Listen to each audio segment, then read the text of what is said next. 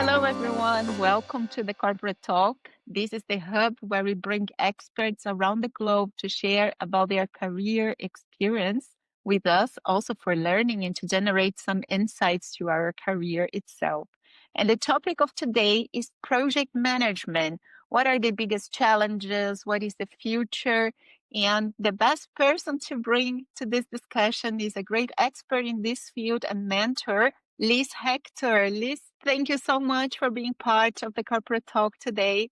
I'm really glad that you're here. Could you give us an introduction about yourself? Well, thank you, Carolina, for having me. I'm very happy to be here and sharing with all of your audience. My name is Liz Hector. I also go by the Project Skills Mentor, which is a YouTube channel I have. I've been a project manager working for companies like Shell and Apple as an employee of companies like PricewaterhouseCoopers and IBM for about 40 years, believe it or not.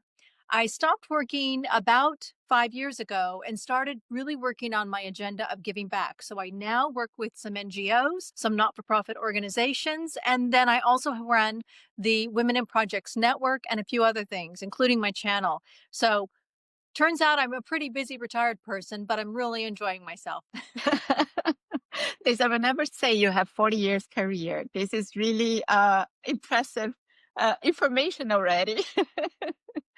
And thank you so much for being here. I met you in this Women in Project Management event, which was really, really nice to have. And in your website, you mentioned something very interesting that project management skills can also be brought to life, to our life. Let's explore a little bit about the project management skills. Which are those skills? And have you ever seen yourself using those skills in your private life as well? Well, absolutely. And I think that's a great point. One of the things I think you're quoting that I say is that project management skills are life skills. So if you've ever had to organize a big party or a wedding, or even just a big trip you and your family are planning, that's really project management. That's figuring out a time and a place and an action with an amount of effort behind it.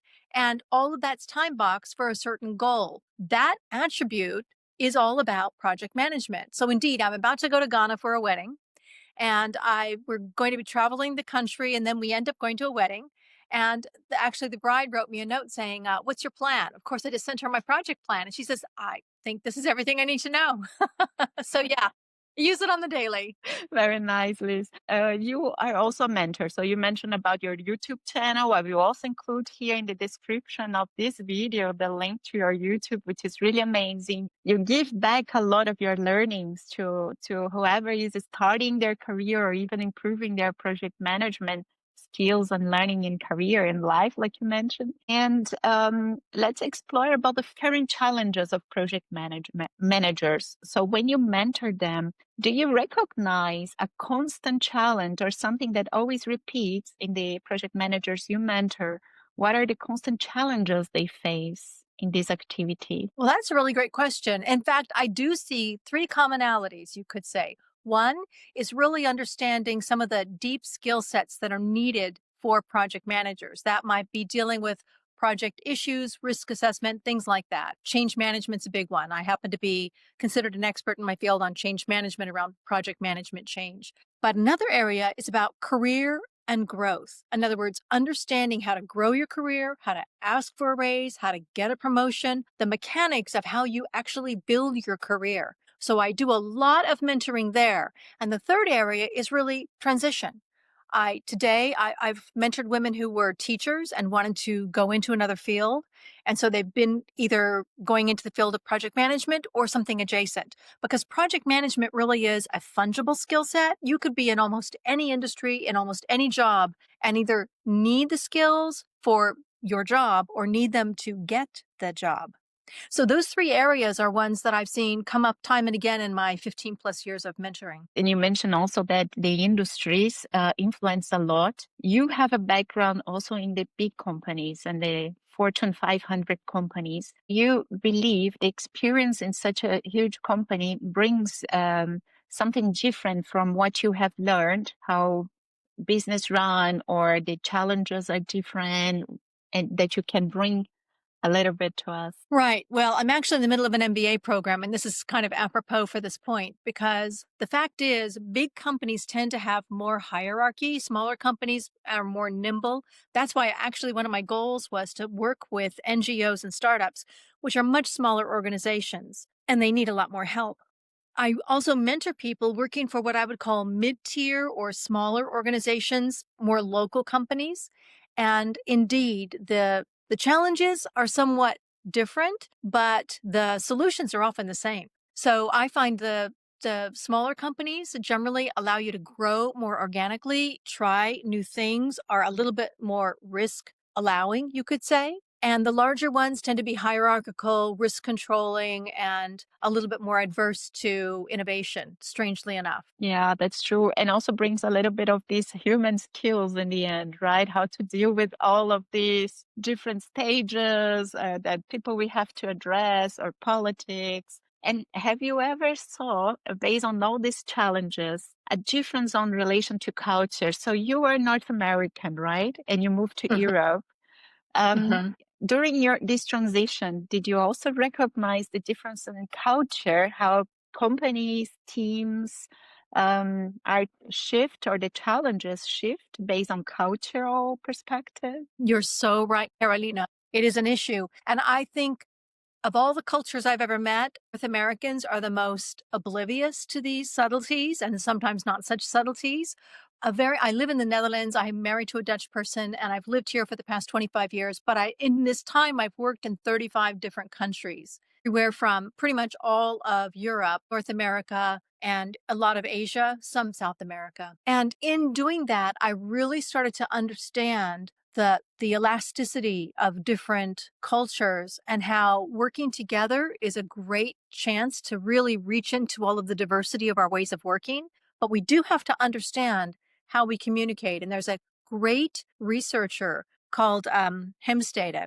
He's now gone, but his son carries on that message, and he's done a whole bunch of content about culture and the different kind of elasticity. So, an example.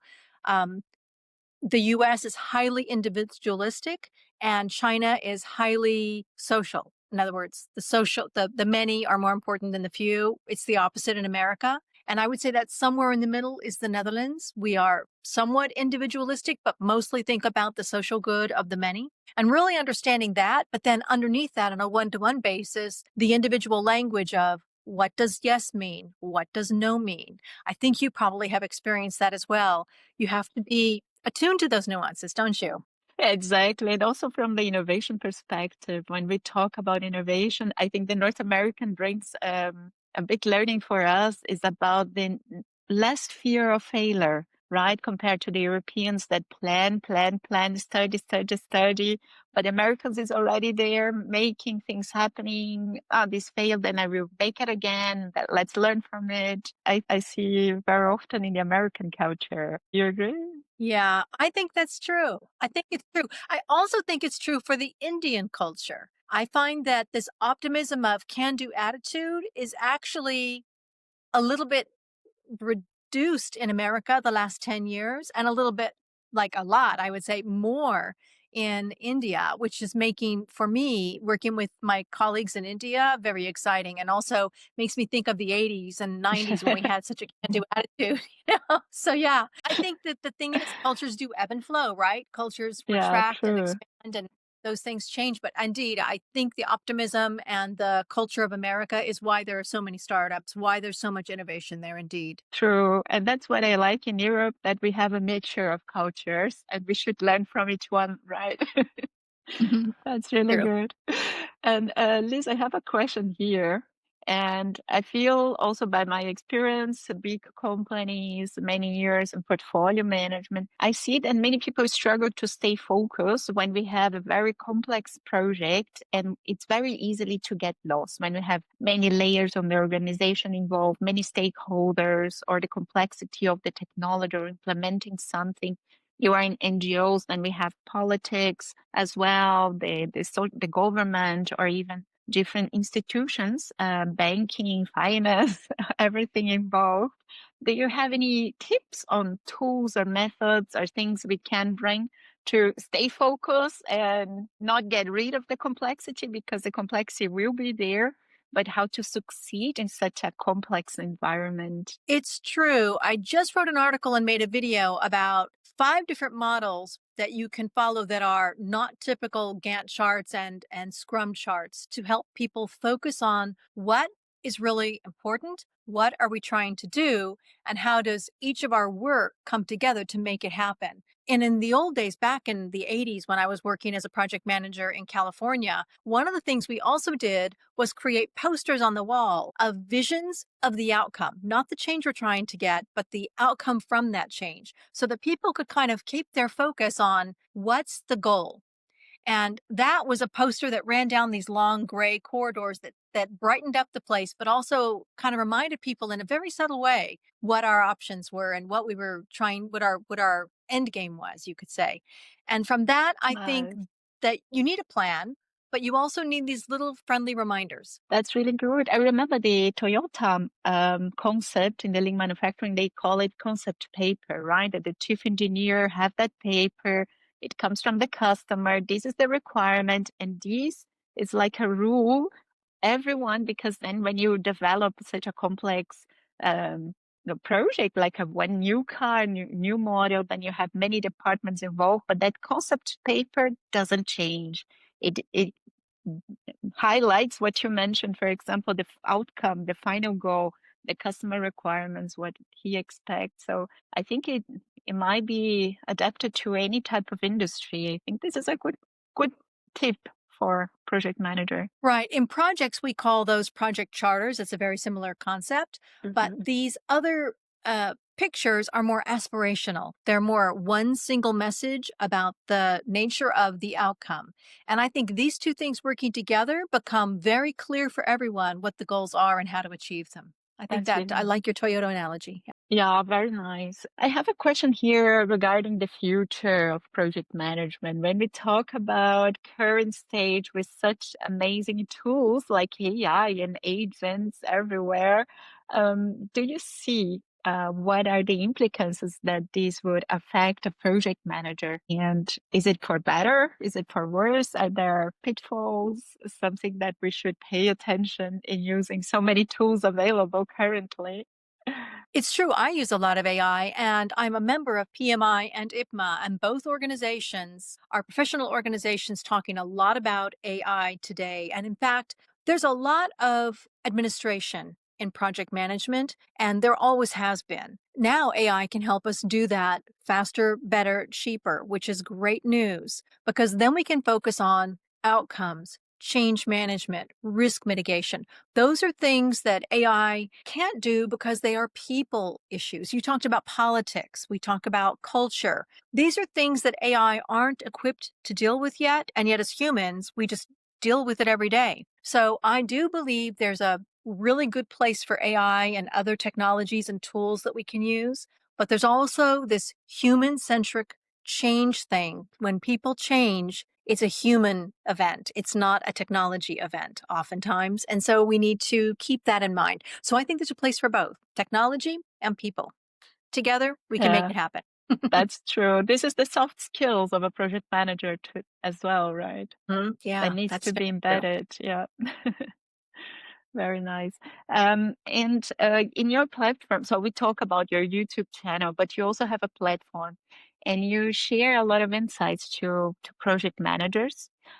What's inspired you for sharing such a knowledge to keep sharing and spreading this to the network? Is there something that motivates you to keep sharing the learnings? Well, really, two things. One is that when I was going to school, I was in a place where I was working full time and going to school at night. And I had a lot of people in California at the company I worked for at the time who helped me. So I didn't understand computers programming in detail. I wasn't so great at mathematics, but some of my colleagues just gave up their time for free to tutor me essentially because I had no money for tutors and I had not really a lot of time for studying. And they helped me essentially graduate with honors. So I really am appreciative of the need for us to pay it forward and give back because I every day think of my colleagues from the past in the 80s and 90s that helped me achieve my goals.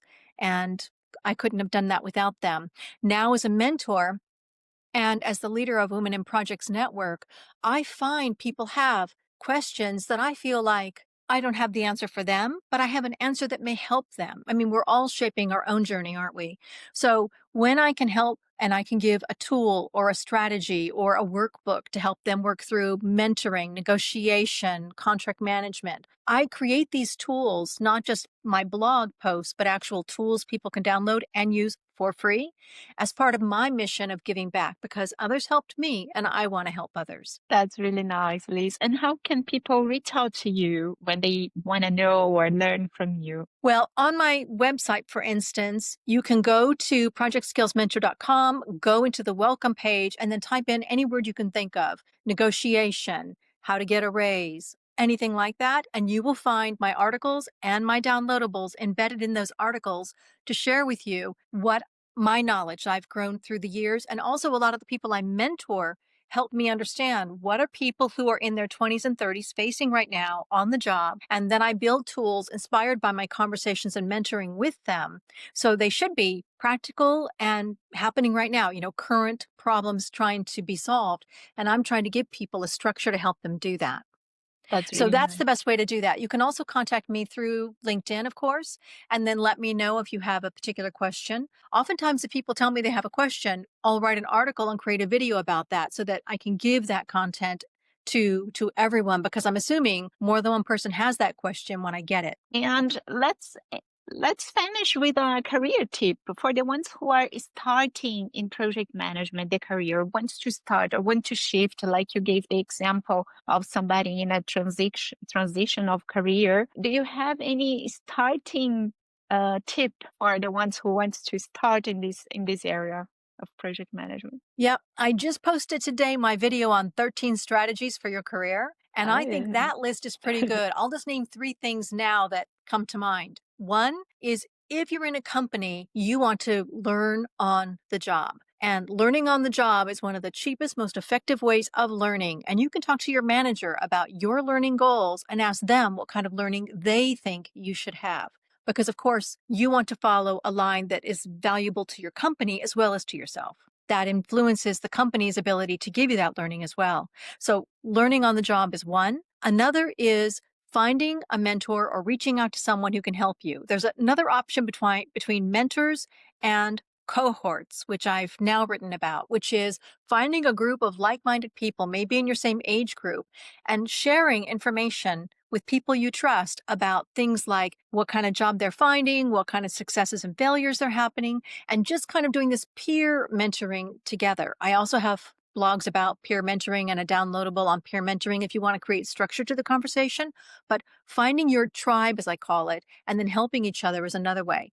And the third way I would say is continuing to look at certifications. I've got a blog about the different kinds of certifications you might want to get in PMI, everything from the latest and greatest from Google all the way to the old standards like PMI's PMP and what they cost, how long they take to get, what you need to do to get them. I've got all of that information available because I do think the way forward may not be so much university as it is certification, especially depending on the industry you're going to be working in. I totally agree with you. And I would even emphasize in this answer. So I also got my PMI certification, PFMP.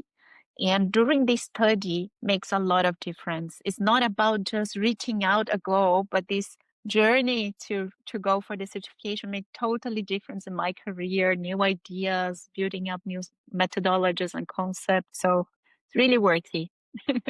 It's true. And, for some companies like Shell and IBM, as an example, you can't call yourself a project manager unless you have that PMP certification we talked about. But the other thing is, I think it gives you confidence. I think when you go into the room, I know what I'm talking about, and you can gain that confidence. And if you think, I don't want to be a project manager, there are lots of other certifications that can help you, and a lot of them are for free. So checking those out might be the way forward if you're looking to get into the business, as we say. But I'm glad That's that you really did. nice.